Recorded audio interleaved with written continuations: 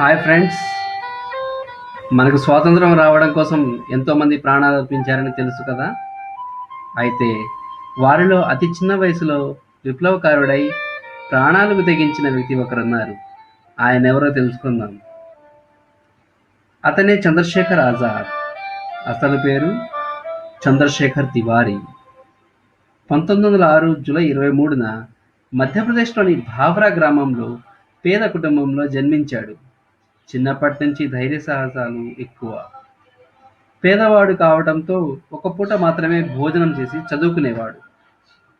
ఆయన స్థితికి జాలిపడి శివరాం ప్రసాద్ అనే వ్యాపారి సాయం చేస్తానంటే ఆత్మాభిమానంతో వద్దనేశాడు.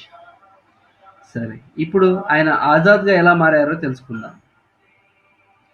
అది 1921వ సంవత్సరం. గాంధీజీ సహాయ నిరాకరణోద్యమానికి పిలుపునిచ్చారు. దేశాభిమానం, ధైర్య సాహసాలు గల చంద్రశేఖర్ భారత స్వాతంత్ర్యం కోసం ఏదైనా చేయాలనుకున్నాడు. అలా 15 ఏళ్లకే ఉద్యమంలో చేరిపోయాడు. తోటి విద్యార్థులతో కలిసి వందే మాతరం, విప్లవం వర్ధిల్లాలి అంటూ నినాదాలు చేశాడు. మరి బ్రిటిష్ వాళ్ళు ఊరుకుంటారా? ఆ ఉద్యమాన్ని ఆపేయాలని పోలీసుల చేత లాఠీ చార్జీ చేయించారు. చంద్రశేఖర్కి కోపం వచ్చేసి అక్కడున్న కంకర రాయిని ఒక పోలీస్ మీదకి విసిరాడు. పోలీసులు ఊరుకుంటారా? అరెస్టు చేసి జైల్లో వేశారు.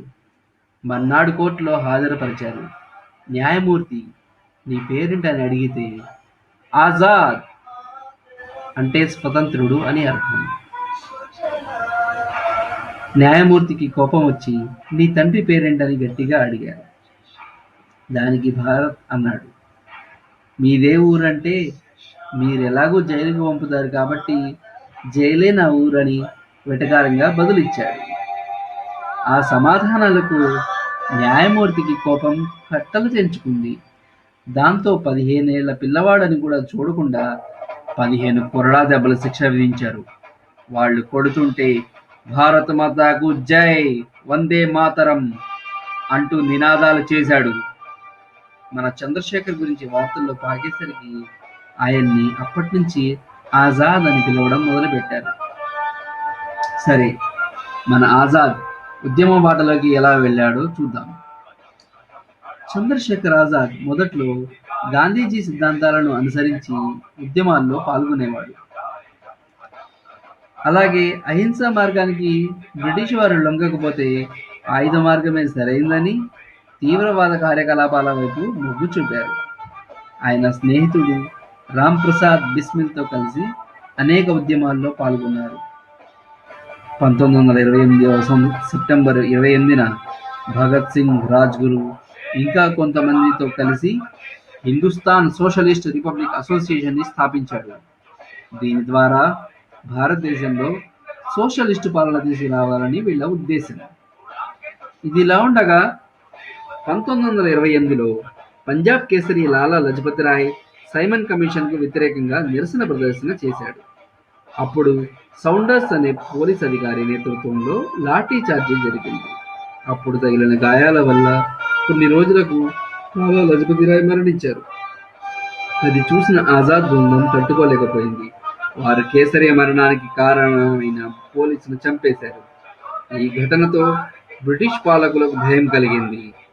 ఆజాద్ బృందాన్ని ఎలాగైనా పట్టుకోవాలని గాలింపు చర్యలు చేపట్టారు. అయినా వీరెవరూ దొరకలేదు. పైగా కేంద్ర శాసనసభపై, అనగా ఇప్పటి మన పార్లమెంటు అని అంతగా హాని చేయని పొగబాంబులు వేశారు. దీంతో బ్రిటిష్ ప్రభుత్వానికి ముచ్చెమటలు పట్టాయి. ఆజాద్ కోసం గాలింపు ఉధృతం చేశారు. కొన్నాళ్లకు భగత్ సింగ్ అతని అనుచరులందరూ దొరికిపోయారు. వారికి మరణశిక్ష విధించారు. ఆజాద్ మాత్రం తప్పించుకున్నాడు. ప్రాణత్యాగం ఎలా చేశారో తెలుసుకున్నాను. బ్రిటిష్ ప్రభుత్వం ఆజాద్ని పట్టించిన వాళ్ళకి భారీ బహుమతిని ప్రకటించింది. అయినా ఆజాద్ భయపడలేదు. ఉద్యమాన్ని సాగిస్తూనే ఉన్నాడు. తన మిత్రులైన భగత్ సింగ్, రాజ్గురులను ఉరిశిక్ష నుంచి తప్పించాలని మారువేషంలో వెళ్లి నెహ్రూని కలిశాడు. కానీ నెహ్రూ స్పందించకపోవడంతో ఎలాగైనా వారిని కాపాడాలని 1931 ఫిబ్రవరి 27న అలహాబాద్లోని ఆల్ఫ్రెడ్ పార్క్లో మిగతా మిత్రులతో చర్చలు జరిపాడు. అదే సమయంలో డబ్బు కోసం కక్కుర్తి పడిన ఆజాద్ స్నేహితుడు ఒకరు పోలీసులకు సమాచారం ఇచ్చాడు. వెంటనే పోలీసులు అక్కడికి చేరుకొని కాల్పులు జరిపారు. ఆజాద్ కూడా ఏమాత్రం వెనుకడుగు వేయకుండా తన తుపాకీతో శత్రువులను హతమార్చాడు. ఇంతలో ఆజాద్ తుపాకీలో ఒక గుండు మాత్రమే మిగిలింది.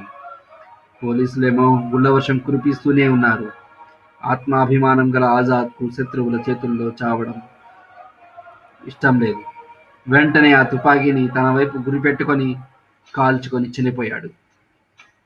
ఆజాద్ మరణించే సమయానికి తన వయసు కేవలం 25 సంవత్సరాలే. నిజంగా మన ఆజాద్కి జోహార్ చెప్పాలి కదా. జోహార్ చంద్రశేఖర్ ఆజాద్, జోహార్ చంద్రశేఖర్ ఆజాద్, జోహార్ జోహార్. अमर रहे Chandrashekhar Azad. Salute to our Chandrasekhar Azad. Thank you so much for watching this video. Be Indian. Jai Hind.